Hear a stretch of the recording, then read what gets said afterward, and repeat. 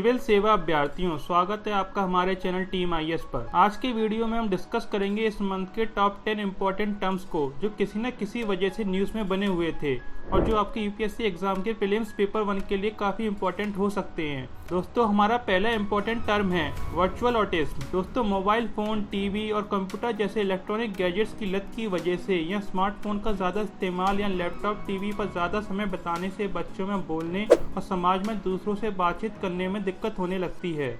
Health experts के मुताबिक इस कंडीशन को ही वर्चुअल ऑटिज्म कहा जाता है। इसका मतलब ये होता है कि ऐसे बच्चों में ऑटिज्म नहीं होता लेकिन उनमें इसके लक्षण दिखने लगते हैं और 1.25 साल से 3 साल तक के बच्चों में ऐसा बहुत ज़्यादा दिख रहा है। वर्चुअल ऑटिज्म से पीड़ित बच्चे दूसरे बच्चों से बात करते समय अकलाते हैं, वे आंखों से आंख मिलाकर बात करने से डरते हैं और संचार के विकास में देरी होती है। साथ ही वे लोगों से घुलना मिलना भी नहीं चाहते। इसके अलावा उनका आईक्यू भी कम हो जाता है। सर्वप्रथम इसकी पहचान मनोवैज्ञानिक मॉरियस थियोडर जॉनसन ने की थी। इससे पीड़ित बच्चों में ऑटिज्म स्पेक्ट्रम डिसऑर्डर में पाए जाने वाले व्यवहार दिखाई पड़ते हैं। इस इम्पोर्टेंट टर्म्स के वीडियो में हमारा सेकंड टॉपिक है गोल्डीलॉक्स मूवमेंट। दोस्तों, किसी अर्थव्यवस्था में गोल्डीलॉक्स मूवमेंट का आशय उस स्टेट से है जहां अर्थव्यवस्था बिल्कुल सही स्थिति में ऑपरेट हो रही होती है और कोई बड़ा उतार चढ़ाव नहीं देखा जाता। इसका मतलब अर्थव्यवस्था में ना तो हाई इन्फ्लेशन की स्थिति होती है, ना ही जीडीपी वृद्धि दर में गिरावट की स्थिति होती है।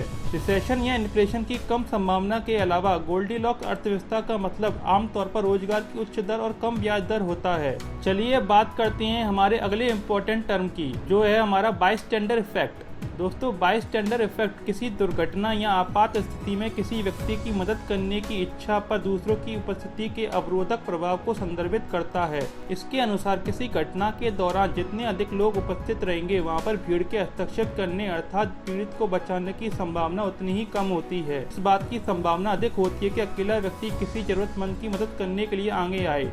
दिल्ली के साक्षी हत्याकांड के कारण ये पद काफी चर्चा में है। बायस्टैंडर थ्योरी पर सबसे पहले रिसर्च करने वाले 2 लोग थे।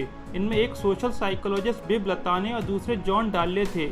लताने और डार्ले ऐसी घटनाओं के समय मौजूद लोगों के हस्तक्षेप नहीं करने की 2 वजह बताते हैं। पहला डिफ्यूजन ऑफ रिस्पॉन्सिबिलिटी, दूसरा सोशल इन्फ्लुएंस। अपने कंसेप्ट डिफ्यूजन ऑफ रिस्पॉन्सिबिलिटी में लताने और डार्ले ने बताया कि ऐसी घटना के दौरान वहां पर मौजूद लोगों की संख्या जितनी ज़्यादा होगी, बचाने वाले लोग उतने ही कम होंगे। दरअसल उन्हें लगेगा कि यहाँ पर पहले से ही काफ़ी लोग मौजूद हैं, ऐसे में हमें मामले में पड़ने की ज़रूरत नहीं है। और सोशल इन्फ्लुएंस का इफेक्ट ये है कि इस मामले में घटना स्थल पर मौजूद लोग ये सोचते हैं कि यदि कोई दूसरा मामले में हस्तक्षेप करता है तो ही हम मदद करेंगे। इस वीडियो में हमारा नेक्स्ट इम्पोर्टेंट टर्म है डेब्ट सीलिंग। दोस्तों, डेब्ट सीलिंग वह अधिकतम अमाउंट है जिसे संयुक्त राज्य अमेरिका की सरकार बॉन्ड जारी करके ऋण ले सकती है। इसे वर्ष 1917 के दूसरे लिबर्टी बॉन्ड अधिनियम के तहत मान्यता दी गई थी। इसे वैधानिक ऋण सीमा या स्टैट्यूटरी क्रेडिट लिमिट के रूप में भी जाना जाता है और हाल ही में अमेरिकी प्रतिनिधि सभा ने ट्रेजरी द्वारा निर्धारित समय सीमा के भीतर ऋण सीमा को बढ़ाने से संबंधित प्रस्ताव को मंजूरी दे दी है। चलिए अब बात करते हैं हमारे अगले इम्पोर्टेंट टर्म की और वो है सॉल्ट केव। दोस्तों, सॉल्ट केव्स का निर्माण घोल खनन प्रक्रिया यानी कि स्लरी माइनिंग प्रोसेस द्वारा किया जाता है। इसमें नमक के डिसलाइनेशन के लिए मैक्रो सॉल्ट जमाव वाली जियोलॉजिकल फॉर्मेशंस में जल पहुंचाया जाता है। जल में डिसॉल्व सॉल्ट्स को संरचना से बाहर निकालकर उस स्थान का उपयोग कच्चे तेल के भंडारण के लिए किया जाता है।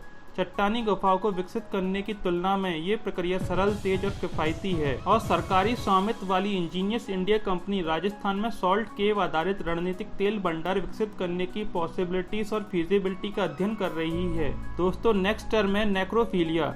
दोस्तों, नेक्रोफीलिया ग्रीक भाषा के शब्द फीलियोस और नेक्रोस से लिया गया है। इसके तहत मृत शरीर के लिए यौन आकर्षण को परिभाषित किया जाता है। कर्नाटका हाई कोर्ट ने केंद्र सरकार को भारतीय दंड संहिता में संशोधन कर नेक्रोफीलिया को अपराध घोषित करने का निर्देश दिया है। इसके अलावा यूनाइटेड किंगडम, कनाडा, न्यूजीलैंड और साउथ अफ्रीका में इसे अपराध की श्रेणी में शामिल किया गया है। और अगर आप इस टॉपिक के बारे में डिटेल में जानना चाहते हैं तो ऊपर आई बटन पर क्लिक करिए। उस वीडियो में हमने नेक्रोफीलिया को डिटेल में डिस्कस किया है। चलिए अब बढ़ते हैं हमारे अगले इम्पोर्टेंट टर्म की ओर, वो है बेंच हंटिंग। दोस्तों, बेंच हंटिंग या फॉरम शॉपिंग से तात्पर्य किसी वकील या पक्षकार द्वारा जानबूझकर अपने न्यायिक मामले की सुनवाई के लिए अपने मनपसंद न्यायाधीश या बेंच में ट्रांसफर करवाने का प्रयास है। इसका सकारात्मक पक्ष न्यायिक पूर्वाग्रह से स्वयं को सुरक्षित करना है। हालांकि वर्तमान में इसका उपयोग न्यायिक निर्णय को अपने पक्ष में करने के लिए किया जाता है। हमारा नेक्स्ट इम्पोर्टेंट टर्म है बैंक एश्योरेंस।